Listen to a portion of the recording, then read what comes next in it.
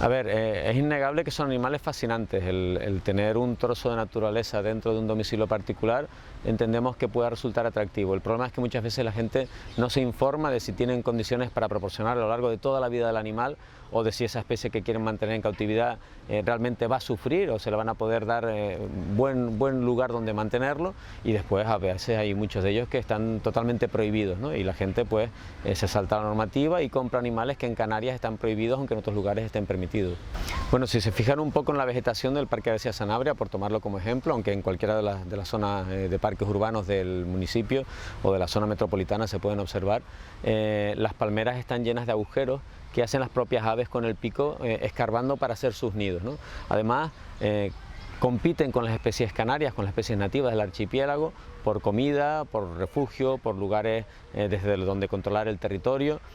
Otro riesgo asociado también es la presencia de enfermedades de las que ellos pueden convertirse en vectores y transmitirlas hacia esas especies, pero es que además cuando su número va aumentando mucho pueden empezar a llegar hacia zonas de cultivo y empezar a afectar a lo que son las cuestiones agropecuarias, cultivos de millo, de frutas, de verduras.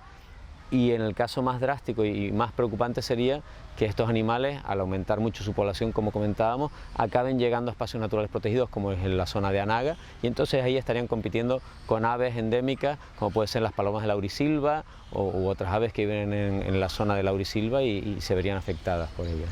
A ver, la situación ideal sería poder erradicarlas, es decir, que no queda ningún ejemplar. Es prácticamente imposible, porque hablamos de aves que no es fácil trampearlas a todas. Cuando se ponen las trampas no todos los ejemplares entran, pero sí que podemos llegar a un control de la población suficiente como para que con un poco de suerte creemos un cuello de botella y al final acabe reduciéndose hasta el punto que ya no quede ninguna, o por lo menos su número sea tan pequeño como para que la afección sea mínima o no reseñable. Desgraciadamente las especies exóticas invasoras se convierten con ese término de invasoras cuando tienen una afección negativa. Son animales que tienen tasas reproductivas muy altas, suelen tener comportamientos ligeramente agresivos que hacen que desplacen a las especies que están en la zona de forma originaria, y entonces no permiten la competencia. Al final, el momento en el que llegan, se producen esos fenómenos agonísticos, esos enfrentamientos, pero acaban haciendo desaparecer a las especies que pues a lo mejor durante miles de años han estado viviendo en la zona sin necesidad de enfrentarse a estos competidores que llegan de fuera con mejores condiciones y con un espíritu mucho más agresivo. Vamos a ver, mientras la población sea suficientemente pequeña como para que con el trampeo podamos retirar el número de ejemplares necesario como para mantenerlo controlado, pues estaría bien.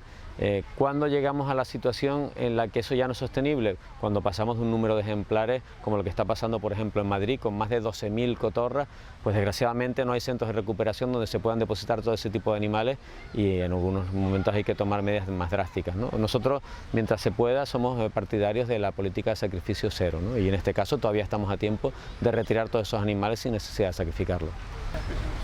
Tenemos un ambiente en el que no hay prácticamente competencia, las condiciones climáticas son fantásticas, hay disponibilidad de recursos tanto de alimento como espaciales para refugio. Al final es un paraíso, o sea, son animales que llegan aquí, encuentran comida, buen clima, no hay competencia, o la competencia no es realmente un problema para ellos porque son ellos los que llevan las de ganar, y al final se quedan, se asientan y no hay depredadores naturales especializados en capturarlos a ellos, y nos encontramos con esas poblaciones que con unos poquitos de repente se disparan y tenemos cientos, incluso miles.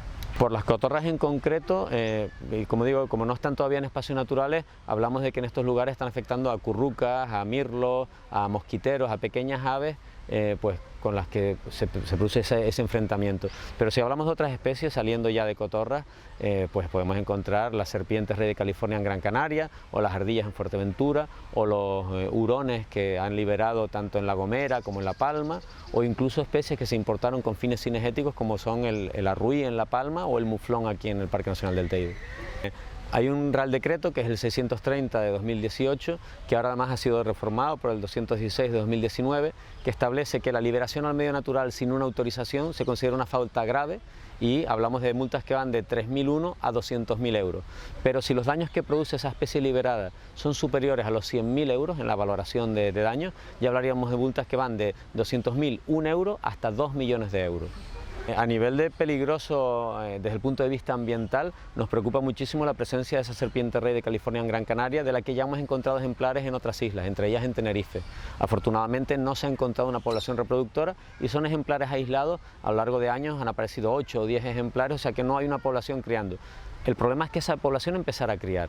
Ahí tendríamos otra vez un depredador oportunista que come prácticamente cualquier pequeño vertebrado que se ponga a tiro y se lo comería, ¿no?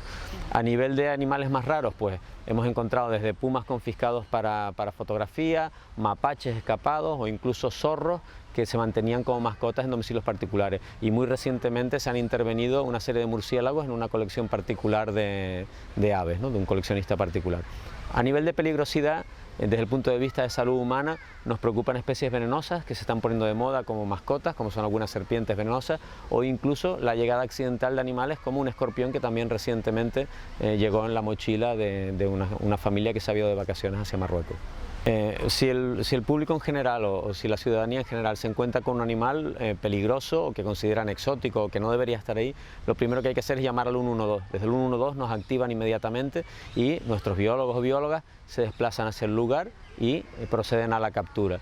Si se trata de una especie que se piensa que es potencialmente peligroso, hoy en día los teléfonos tienen unas cámaras muy buenas, o sea que lo mejor es sacar fotografías y enviárnoslas por WhatsApp para poder identificar y confirmar si efectivamente se trata de una especie peligrosa o si es una especie inofensiva, y simplemente hay que mantenerla vigilada hasta que llegue nuestro personal para que el animal no se escape o desaparezca, ¿no? Sí, por ejemplo, las cotorras de Kramer, al vivir en lugares donde también anidan las palomas, son susceptibles de contraer pues las mismas enfermedades que ellas transmiten, ¿no? Entonces, por ejemplo, sobre los excrementos de paloma se produce un hongo que se llama histoplasma y que produce una enfermedad respiratoria que es la histoplasmosis. Pero de la misma forma hay clamidófilas, hay citacosis asociadas a esta bacteria, hay una salmonela, una gran cantidad de enfermedades que pueden ser transmitidas al ser humano. Por eso es importante también el mantenerlas controladas y evitar que entre nada en el archipiélago que no haya pasado por un riguroso control veterinario. Lo primero, que se informen mucho si van a poder dar buenas condiciones a lo largo de toda la vida del animal. Lo segundo, que se informen de si ese animal que quieren tener es legal mantenerlo en el archipiélago. Y lo tercero, concienciar a la gente de que no son juguetes que te aburras de él, puedes quitar las pilas y guardarlo en el armario, sino que es un compromiso a lo largo de muchos años, a veces 20, 30 o incluso 50 años. Si queremos ver naturaleza, tenemos espacios naturales propios del archipiélago con nuestra propia fauna, y si queremos ver fauna exótica, hay países donde lo bueno es ir, dejar allí los fondos para que se mantengan bien conservados estas especies y no traerlas a Canarias, que somos un territorio frágil. Pues muchas gracias por atendernos. Nada.